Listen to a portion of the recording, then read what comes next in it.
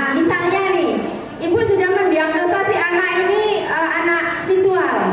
Nah, ternyata kok anak ini anak auditori. Nah, diagnosa kedua ini dijatuhkan berdasarkan apa, Bu?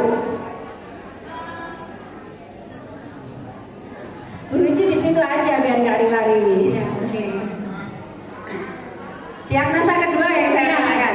Diagnosa kedua ternyata pada saat dia menurut saya visual, saya beri tugas seperti membaca, itu anak-anak kurang suka juga begitu loh, Bu.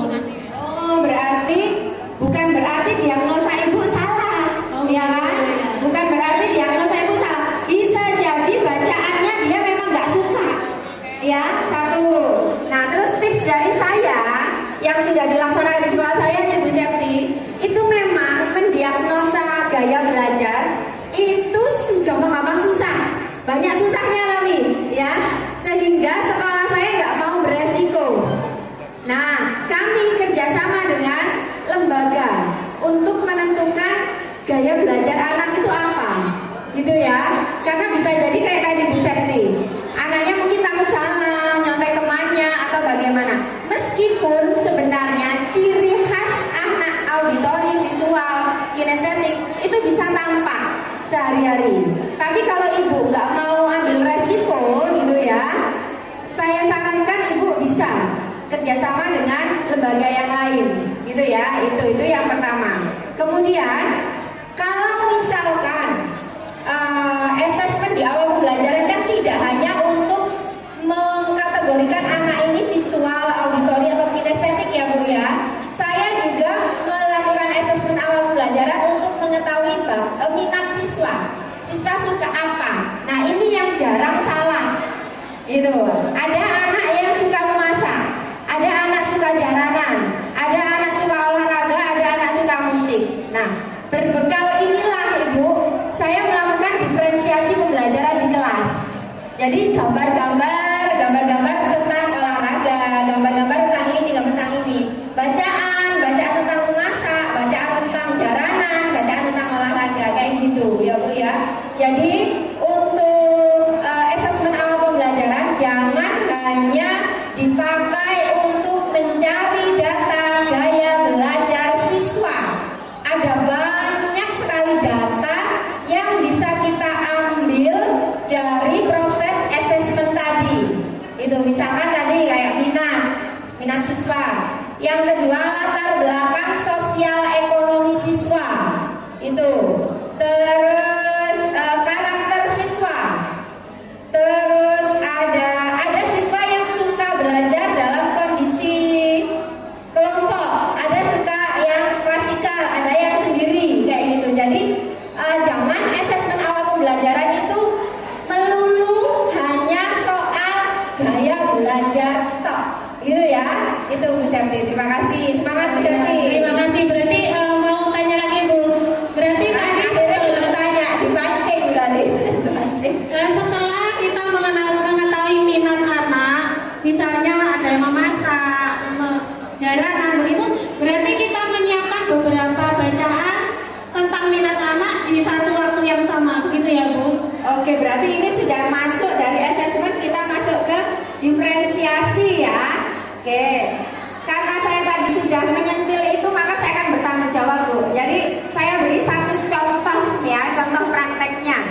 Jadi tadi sudah saya memetakan ada anak suka memasak, ada anak suka olahraga, jaranan dan sebagainya.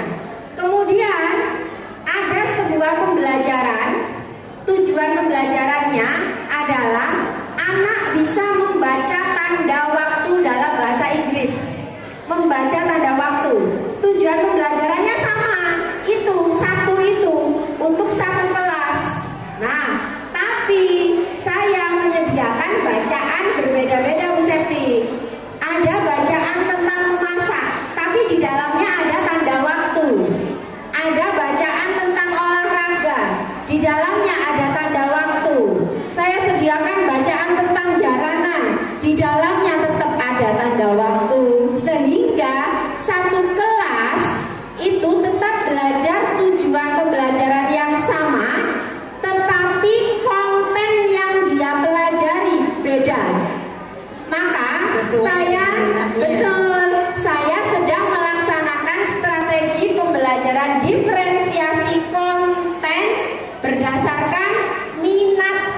siswa. Gitu Bu Septi, itu contoh saja satu. Terima kasih Bu. Nah, bisa tambah lagi Bu. Silakan tambah kelompok 5 boleh. Iya. Kalau diferensiasi proses itu yang bagaimana ya Bu? Oke, Bu Yuni mau nambahkan dulu. Sudah ini. Oh, lanjut.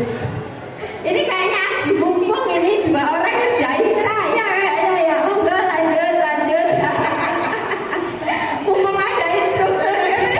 Tadi kan sudah disampaikan, bisa anak yang sukanya kelompok, bisa sukanya itu klasikal, ada juga yang secara saya ingin mengerjakan sendiri. Itu kan juga sebuah proses belajar. Jadi berarti ya Bu Vika ya, kalau kita menyimpulkan itu dalam satu kegiatan tidak harus satu jenis diferensiasi, gitu kan? Bisa berdasarkan kontennya sekaligus prosesnya, itu bisa terjadi. Menurut saya begitu, Bu Vika. Betul sekali. Saya tambahkan sedikit tentang pertanyaan dari Bu Septi. Kalau diferensiasi proses kayak apa gitu ya? Kita kenal ada diferensiasi proses, konten, produk. Ya, jadi strateginya ada 3. Dasar melakukan diferensiasi ada 3. Kesiapan, profil, sama minat. Kalau 3 dasar disandingkan sama 3 strategi, kita bikin matriks, akhirnya jadi 9 strategi. Yang Ibu tanyakan, diferensiasi proses itu kayak apa gitu. Diferensiasi proses yang berbeda adalah caranya siswa atau prosesnya siswa dalam belajar. Ada anak yang belajarnya suka kelompok, ada yang suka baca aja deh, saya baca sendirian. Ada anak yang betul, ada anak yang proses belajarnya melalui diskusi, gitu ya, betul. Ada juga mungkin anak yang suka proses belajarnya dia dengan melihat video, ya betul. Atau ada yang diterangkan sama gurunya. Ada juga anak yang dengan praktek. Nah, itu proses belajar. Caranya anak belajar itu adalah diferensiasi proses. Gitu ya Bu ya. Oke. Ayo. Meramunya itu bagaimana Bu? Contohnya maksudnya meramunya di dalam satu waktu pembelajaran bisa apa tidak, itu maksudnya begitu Bu? Oke. Implementasinya begitu Bu? Baik. Terima kasih. Bisa saya tangkap maksudnya Bu ya? Saya kasih penjelasan sedikit ya.